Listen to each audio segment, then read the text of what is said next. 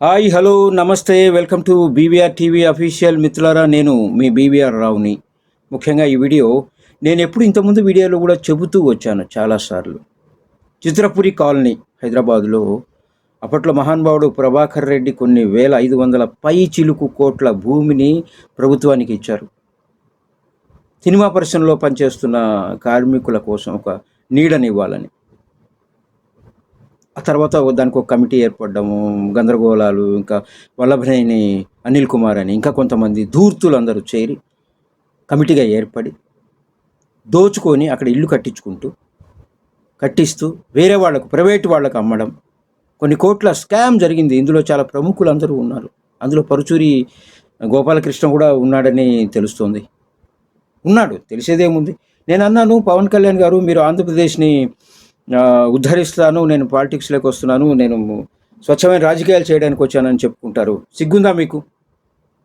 నువ్వు పనిచేస్తున్న పరిశ్రమలో చిత్రపురి కాలనీ సమస్యను నువ్వు తీర్చలేని వాడివి ఏం చేయగలుగుతావు? ఎంతకాలం అయిపోయింది? ఎన్నిసార్లు నిన్ను మొరపెట్టుకొని ఉంటారు కార్మికులు? నువ్వు కానీ, మీ అన్న కానీ, ఇంకొకళ్ళు కానీ పట్టించుకున్నారా? ఇవాళ ఏపీ రాజకీయాల్లోకి వచ్చి జగన్ ఓడిస్తాను, అది చేస్తాను, ఇది చేస్తాను అంటున్నావు. సిగ్గుండాలి సార్ చెప్పుకోవడానికి. చూడండి, ఇప్పుడు మరొక న్యూస్ తెలుస్తోంది. నేను అది మీకోసం. చిత్రపురి ప్రస్తుత కమిటీ 11 మంది పైన క్రిమినల్ కేసు నమోదైంది. నాన్ బెయిలబుల్ సెక్షన్స్ అంటే 409, 120B ఈ సెక్షన్ల కింద నమోదు చేశారు. వాళ్ళు చేసిన తప్పిదాలకు.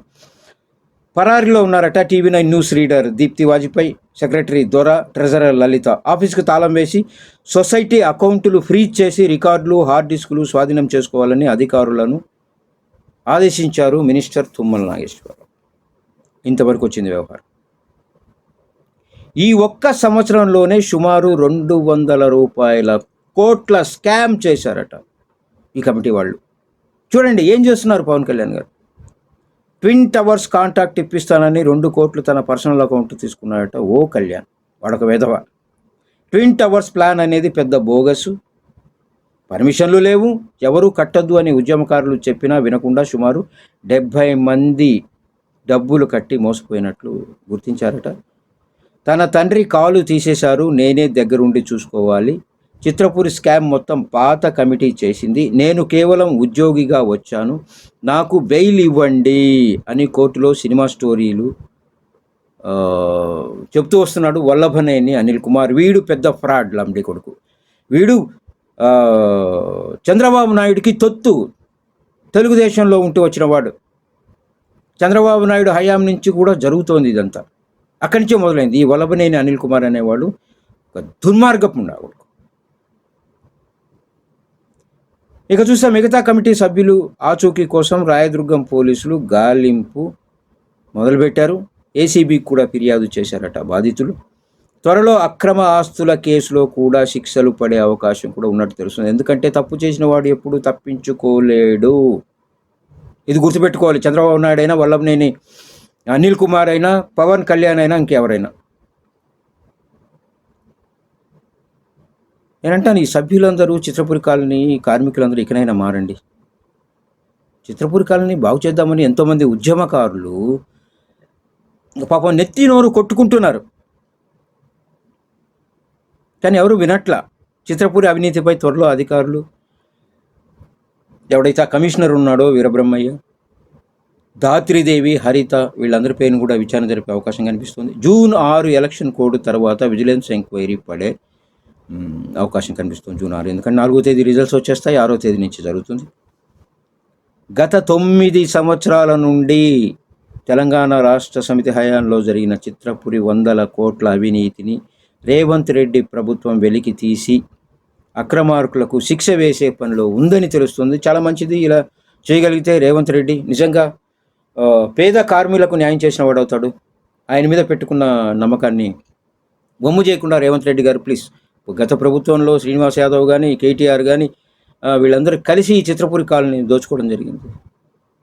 సిగ్గుండాలి. ఎందుకంటే ఒక తెలంగాణ ప్రాంతానికి చెందిన సీనియర్ ఆర్టిస్ట్ ప్రభాకర్ రెడ్డి గారు, ఆయన దర్శకుడిగా, నిర్మాతగా, విలన్గా, హీరోగా వివిధ పాత్రల్లో నటించిన ఆయన ఇక్కడే కోదాడ ప్రాంతం.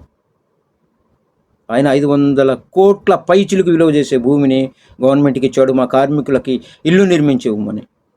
దాన్ని కూడా దోచుకొని తింటున్నాయి. వల్లభనేని అనిల్ కుమార్ గారు ఒకడు, పర్చూరి గోపాలకృష్ణ, కాదంబరి కిరణ్ కుమార్, ఇప్పుడు దీప్తి వాజ్పేయి, ఇలాంటి వాళ్ళు చాలామంది దొరై వాళ్ళందరూ పాపం చాలామంది ఉద్యమకారులు ఫైట్ చేస్తున్నారు దీని మీద.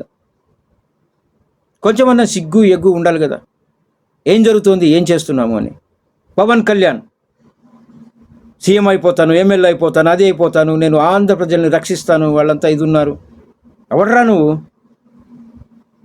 చిత్రపురి కాలనీ నీ నీ నీ సొంత ఇండస్ట్రీ, వాళ్ళందరూ పనిచేస్తే కానీ నువ్వు హీరోగా నీకు సినిమా రాదు, అది ఆడదు.